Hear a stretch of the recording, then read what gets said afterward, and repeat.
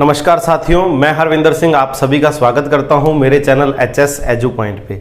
दोस्तों, हमने एक मैथ्स की वीडियो सीरीज स्टार्ट की थी जिसका नाम था A to Z मैथमेटिक्स। इस सीरीज के अंदर हमने ये डिसाइड किया था कि हमें जो कंपटीशन लेवल के टॉपिक हैं, जो लगभग सभी कंपटीशंस में कॉमन टॉपिक हैं, हम उनको फुल डिटेल से पढ़ेंगे, हर बारीकी को खोल करके यहाँ डिस्कस करेंगे। तो इसके अंदर हमने एक पहला टॉपिक स्टार्ट किया था संख्या पद्धति यानी कि नंबर सिस्टम। उसका फर्स्ट पार्ट मैं ऑलरेडी अपलोड कर चुका हूं। जिन लोगों ने नहीं देखा है, नीचे ही डिस्क्रिप्शन में आपको लिंक मिल जाएगा।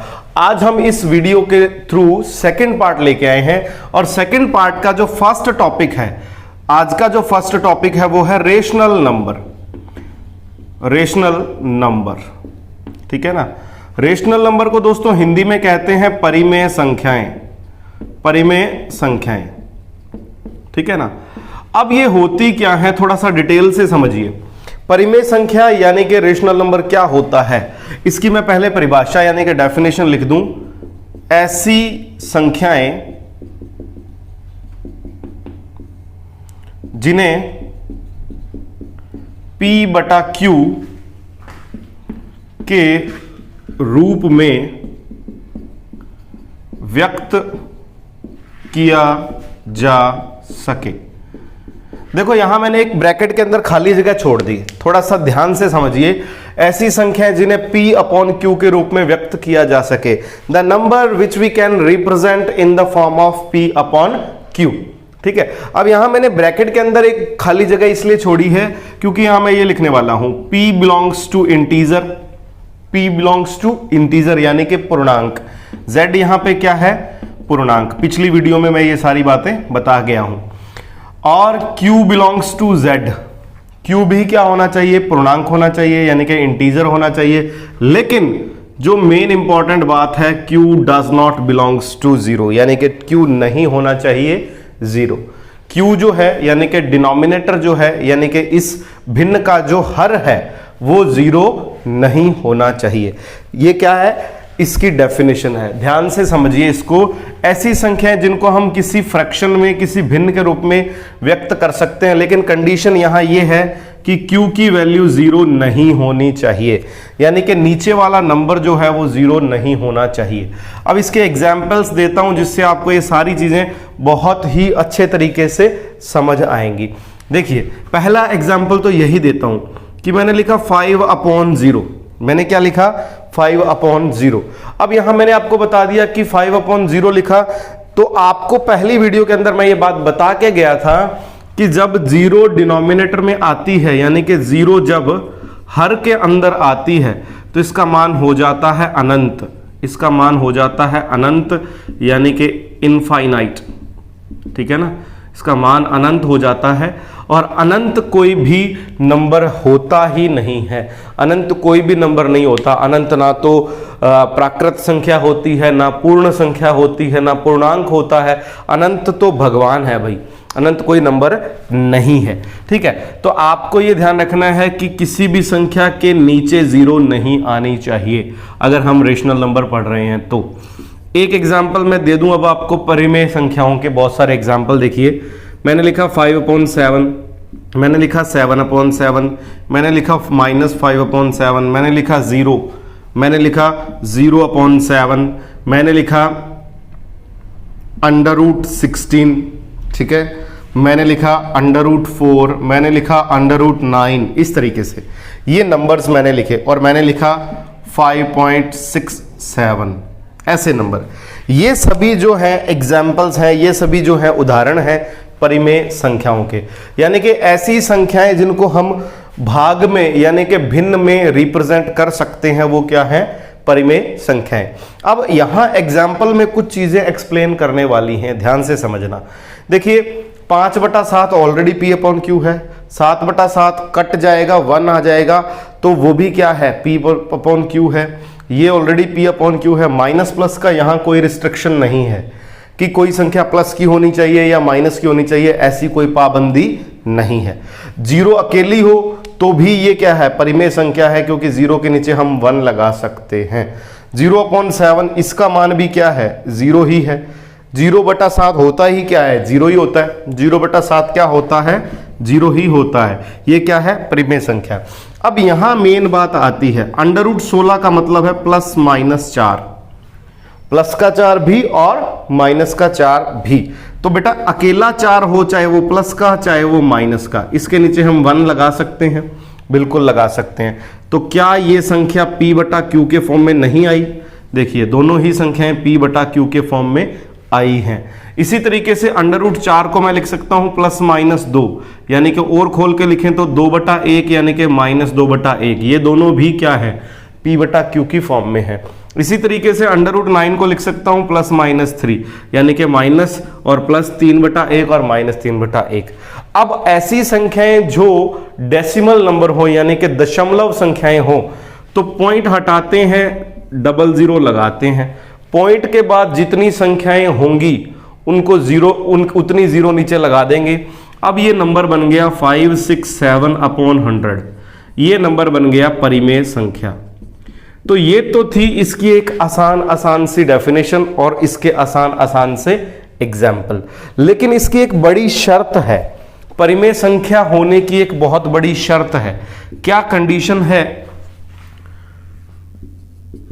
दशमलव प्रसार शांत या समान आवर्ती का होना चाहिए। ये इसकी एक कंडीशन है। अब अंग्रेज कहेंगे, यानी कि इंग्लिश मीडियम वाले कहेंगे, सर हमें तो कुछ समझ ही नहीं आया, या आपने प्योर हिंदी में लिख दिया। और कई लोग हिंदी मीडियम वालों को ही नहीं पता कि शांत क्या होता है या समान आवर्ती क्या होता है। तो इसको मैं हिंदी और इंग्लिश दोनों में एक्सप्लेन करने वाला हूं, थोड़ा ध्यान से समझना। दशमलव प्रसार का मतलब होता है decimal expansion. Decimal expansion, decimal को खोलने की बात कर रहा हूं मैं।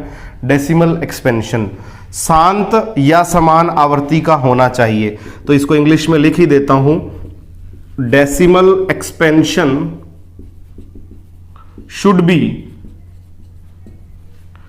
Terminating, decimal expansion should be terminating and terminating, और समान आवर्ती का मतलब है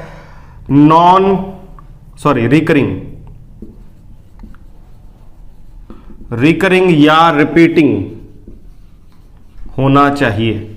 ठीक है ना? तो आपका जो डेसिमल एक्सपेंशन है या तो वो टर्मिनेटिंग होना चाहिए, ठीक है ना?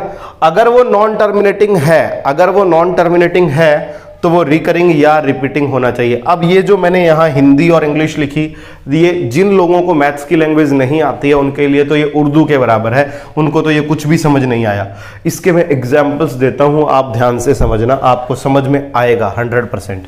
एग्जाम्पल देखिए, यहां देखिए एग्जाम्पल देखिए आप सभी। बेटा मैंने लिखा 5.33333, ये संख्या 5.3333, या मैंने ऐसे लिखा 5.325 और ऐसे ये चलता जाएगा। ठीक है, ये नंबर, इन दोनों को थोड़ा ध्यान से समझिए। पहली बात तो ये संख्या, अगर मैं यहां सिर्फ ये लिखूं 5.325 और आगे ये ऐसे डॉट ना लगाऊं, ठीक है ना? 3 तरीके के एग्जाम्पल यहां मैंने लिख दिए, तीनों से आपको सारी बातें समझ में आ जाएंगी। देखिए अगर संख्या के बाद, डेसिमल नंबर के बाद यहां डॉट नहीं लगा हुआ है, इसका मतलब ये है कि ये जो है ये शांत है, यानी कि टर्मिनेटिंग है। ये क्या है? शांत यानी कि टर्मिनेटिंग। शांत का मतलब आप समझ सकते हो, इसको याद करने का तरीका है शांत। शांत समझते हो? साइलेंट, बिल्कुल शांत। ध्यान रखना, शांत नहीं है ये वैसे तो, लेकिन आपको याद करने का मतलब है कि पॉइंट के बाद ऐसा डिवाइड जो कि शांत हो जाए, साइलेंट हो जाए। टर्मिनेट का मतलब समझते ही हो आप, टर्मिनेट का मतलब होता है फिनिश होना। तो ऐसा कोई डिवाइड जो पॉइंट लगने के बाद फिनिश हो जाए, चलता ना जाए। ठीक है, इसका भी एक एग्जांपल देता हूं। जैसे बच्चों मैंने लिखा 57 में 10 का डिवाइड किया तो ये बन गया 5.7। अब ये आगे नहीं चलेगा, इसका मतलब ये टर्मिनेट हो गया, शांत हो गया ये। तो ऐसी संख्याएं देखो 5.7 को 57/10 लिख सकते हैं। ऐसी संख्याएं जो खत्म हो जाती हैं, फिनिश हो जाती हैं पॉइंट की कुछ अंकों बाद, कुछ डिजिट्स के बाद, अगर आपका डिवाइड जो है वो डेसिमल एक्सपेंशन जो है वो फिनिश हो जाए, टर्मिनेट हो जाए, तो ऐसा नंबर जो होता है वो रेशनल नंबर होता है। ऐसा नंबर जो होता है वो क्या होता है? Rational number. ठीक है, पहली बात तो ये। अब दूसरी बात, अगर ये डॉट डॉट डॉट डॉट चलता जा रहा है, अगर ये डॉट डॉट चलता जा रहा है तो कंडीशन है आवृत्ति होनी चाहिए समान। आवृत्ति का मतलब होता है रिपीटिशन। आवृत्ति का मतलब क्या होता है? रिपीटिशन या रिकरेशन। तो यहां रिकरिंग और रिपीटिंग यहां लिख दिया मैंने। आवृत्ति कैसी होनी चाहिए? समान। देखो 3333 एक सेम ऑर्डर रिपीट होना चाहिए। देखो 325 325 325 325 ये देखो सेम ऑर्डर रिपीट हो रहा है। यानी कि अगर आपका डिवाइड लगातार चलता ही जा रहा है काफी अंकों तक, पॉइंट के बाद अगर आपका डिवाइड काफी अंकों तक चलता जा रहा है तो वो एक सेम ऑर्डर में रिपीट होना चाहिए। अगर अंक सेम ऑर्डर में, सेम एक पैटर्न में रिपीट हो रहे हैं तो इसका मतलब ये जो अंक हैं, ये जो संख्याएं हैं, ये क्या है? रेशनल नंबर हैं। समान आवृत्ति का मतलब होता है रिपीटिंग या नॉन रिपीटिंग या रिकरिंग, और शांत का मतलब होता है टर्मिनेटिंग। तो ये इसकी सबसे बड़ी कंडीशन थी।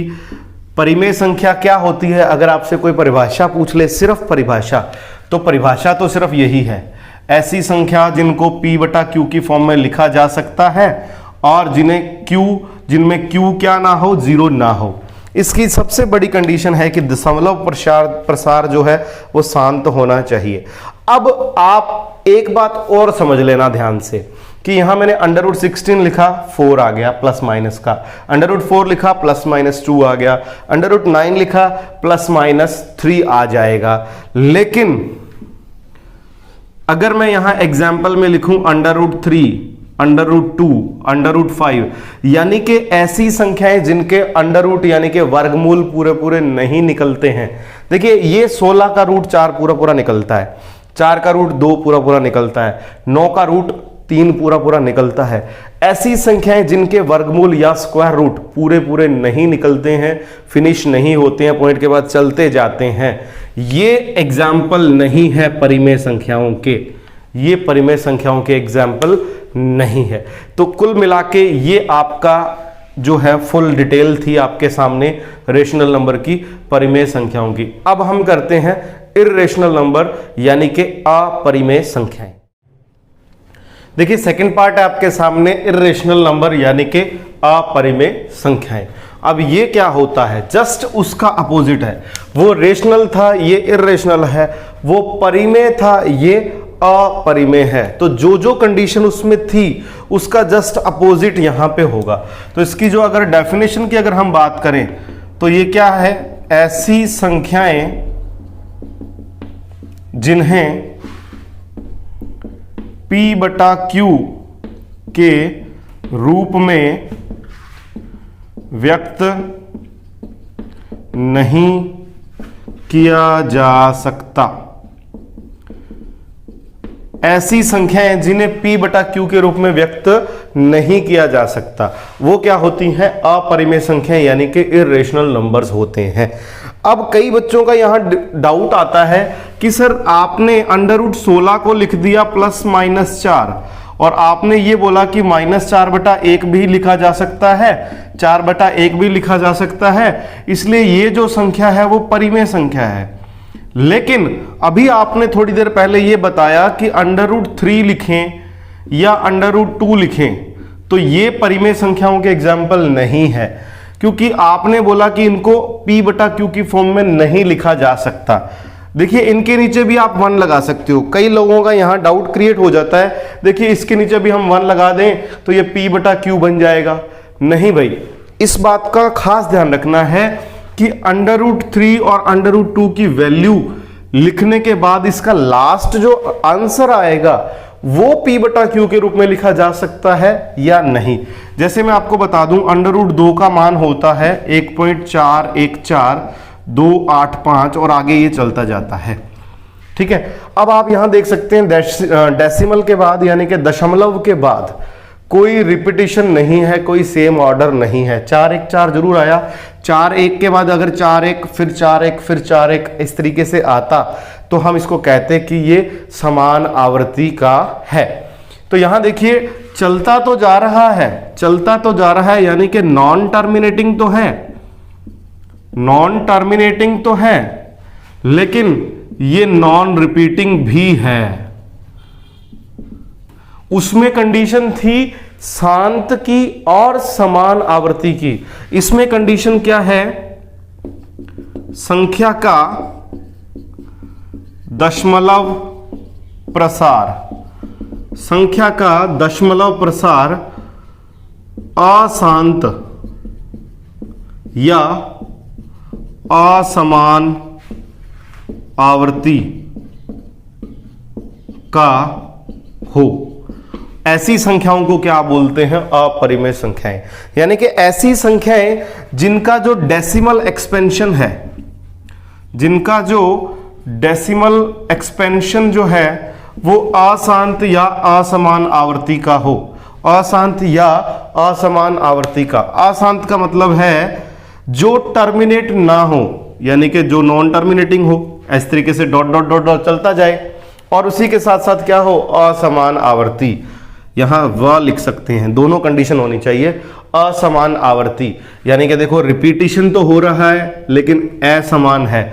4 एक बार आ गया दूसरी बार भी आ रहा है, 4 एक बार आ गया दूसरी बार भी आ रहा है, लेकिन सेम पैटर्न में सेम ऑर्डर में नहीं आ रहा। इस तरीके के बहुत सारे एग्जाम्पल मैं अभी आपको दे रहा हूं ताकि सारी चीजें क्लियर हो जाएंगी। एक एग्जाम्पल और देखते हैं, जैसे मैंने लिखा 5.76767676 और ये चलता जाएगा। तो आप ये देखिए 76767676, तो ये तो है आपकी परिमेय संख्या, क्योंकि यहां जो आवृत्ति है ना वो समान आवृत्ति है। यहां जो आवृत्ति है वो क्या है, समान।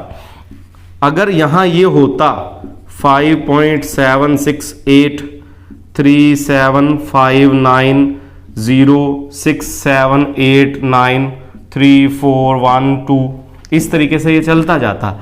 अब आप ये देखिए 7 के बाद 7 आ रहा है, फिर 7 के बाद 7 आ रहा है, यानी कि मैं ये नहीं कह रहा हूं कि 7 दोबारा आएगा ही नहीं, आएगा भाई, लेकिन सेम पैटर्न में नहीं आएगा। देखिए यहां 6 आ गया, 6 से पहले 7 था और 8 था, यहां 6 आ गया, 6 के बाद 7 और पहले 0 है, तो सेम अंक यानी कि सेम डिजिट आएगी जरूर, लेकिन सेम पैटर्न में नहीं आएगी, सेम पैटर्न में नहीं आएगी। ये ऐसे जो प्रसार होते हैं, ऐसे जो डेसिमल एक्सपेंशन होते हैं, ये किसके होते हैं, अपरिमेय संख्याओं के, यानी कि इर्रेशनल नंबर के होते हैं। ठीक है ना। अब उम्मीद करता हूं कि यहां से आपको अच्छी तरीके से बात समझ में आ गई होगी। लेकिन सबसे बड़ा जो क्वेश्चन है और बहुत सारे एग्जाम्स में पूछा भी गया है, पाई जो है वो परिमेय है या अपरिमेय, पाई जो है वो परिमेय है या अपरिमेय, पाई इज रेशनल और इरेशनल। तो आप लोगों ने अभी तक जो मैथ्स में पढ़ा होगा कि पाई का मान होता है जी 22/7, पाई का मान होता है 22/7। अब आप कहोगे कि 22/7 जो है ये देखो P/Q के रूप में लिखा जा सकता है, और यहां कंडीशन भी है कि Q की वैल्यू 0 नहीं है। ठीक है, तो ये क्या है, ये एक परिमेय संख्या है, ये एक परिमेय संख्या है। तो अगर 22/7 परिमेय है तो क्या पाई भी परिमेय संख्या है? बिल्कुल नहीं है, पाई परिमेय संख्या नहीं है, पाई जो है वो अपरिमेय संख्या है। अब आप कहोगे कैसे, तो आपका जो ये कैसे वाला क्वेश्चन है इसको मैं बिल्कुल सेटिस्फाई करता हूं। ध्यान से सुनिए, जो पाई का मान है ना वो आर्यभट्ट जी ने दिया था। किसने दिया था? आर्यभट्ट जी ने। आर्यभट्ट जी ने कैसे दिया था पाई का मान, थोड़ा सा ध्यान से समझ लीजिए। आर्यभट्ट जी ने अलग अलग आकार के, अलग अलग व्यास के वृत्त लिए, बड़े छोटे, अलग अलग तरीके से बड़े छोटे कुछ सर्कल्स लिए और इनमें व्यास ड्रॉ किया। व्यास को इंग्लिश में कहते हैं डायामीटर, अंग्रेजों आपके लिए बोल रहा हूं जो इंग्लिश मीडियम के स्टूडेंट हैं। तो इस बिंदु से इस बिंदु तक ये जो इसकी कवरिंग है, जो इसकी बाउंड्री है, इसको हिंदी में बोलते हैं परिधि और इंग्लिश में बोलते हैं सरकमफेरेंस। इंग्लिश में क्या बोलते हैं? सरकमफेरेंस। इसकी परिधि में इसके व्यास का भाग दे दिया, परिधि में व्यास का भाग दे दिया। क्या किया? परिधि में व्यास का भाग दे दिया। देखो परिधि का फॉर्मूला होता है 2πr और व्यास का मतलब होता है त्रिज्या का डबल, रेडियस का डबल। तो डबल ऑफ रेडियस 2r, तो 2 से 2 कट गया, r से r कट गया, आपके पास क्या बच गया? पाई। तो ये पाई जो है आर्यभट्ट ने कैसे खोज करी इसकी, कैसे इसकी डिस्कवरी की? उन्होंने अलग अलग टाइप के, अलग अलग साइज के सर्कल्स लिए और उनकी पहले सरकमफेरेंस यानी कि परिधि को मेजर किया, उसको नाप लिया, फिर उसके व्यास को नाप लिया, फिर दोनों का भाग दिया। हर प्रकार के वृत्त में, हर आकार के वृत्त में हर बार जो मान आया वो लगभग 3.142 इस तरीके से आया। लेकिन ये मान कोई फिक्स नहीं था, ये मान कोई फिक्स नहीं था। पाई नहीं आया पहले ये मान आया था 3.142, ठीक है ना। ये इस तरीके से मान आया और यहां देखिए मैंने डॉट डॉट डॉट डॉट लगाया है और ये लगातार चलता जाता है और इसमें कोई सेम ऑर्डर की रिपीटिशन भी नहीं होती, सेम पैटर्न में कोई रिपीटिशन भी नहीं होती। जब आर्यभट्ट जी ने परिधियों को नापा और व्यास को नापा, उनका भाग दिया, तो हर बार ऐसी कोई संख्या, फिक्स्ड संख्या जो लगातार चलती ही जाती है, इस तरीके से आंसर आया। तो इस संख्या का नाम दे दिया आर्यभट्ट जी ने पाई। इस संख्या का, इस नंबर का जो नेम दिया वो आर्यभट्ट जी ने क्या दिया? पाई नाम दे दिया। और आप ये देख सकते हो कि यहां डॉट डॉट डॉट डॉट चलता जा रहा है, ये कोई पूर्ण संख्या नहीं है, यानी कि एक प्रॉपर नंबर नहीं है, क्योंकि ये लगातार चलता ही जा रहा है। और आप यहां देख सकते हो कि इसकी कोई आवृत्ति भी नहीं है सेम, ठीक है ना, सेम ऑर्डर में रिपीटिशन नहीं होगा। 3.412 के बाद 142 के बाद अलग अलग नंबर आते रहेंगे और सेम ऑर्डर में भी नहीं आएंगे, इसलिए ये संख्या क्या है? अपरिमेय संख्या। लेकिन इसका जो मान है वो लगभग 22/7 के बराबर है। ये ध्यान रखना, लगभग मान है। तो आपका जो डाउट है वो क्लियर हुआ या नहीं हुआ? अगर नहीं हुआ तो मैं आपको क्लियर कट एक बता दूं कि जो 22/7 है वो तो है बच्चों परिमेय।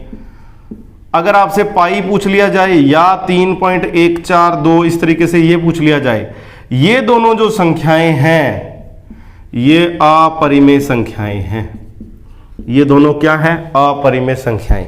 तो आपके पास ये पाई की जो वैल्यू है, इसका डाउट भी क्लियर हो गया होगा। दूसरी बात, आपको ये बात भी पता चल गई होगी कि ऐसी संख्याएं जिनके वर्गमूल पूरे नहीं निकलते, यानी कि प्राइम नंबर जो होते हैं, अभाज्य संख्याएं होती हैं, अगर उनके ऊपर वर्गमूल आ जाए तो वो सारे नंबर भी क्या होते हैं? इर्रेशनल नंबर होते हैं। तो अभी हमने डिटेल पढ़ ली है रेशनल नंबर की और इर्रेशनल नंबर की।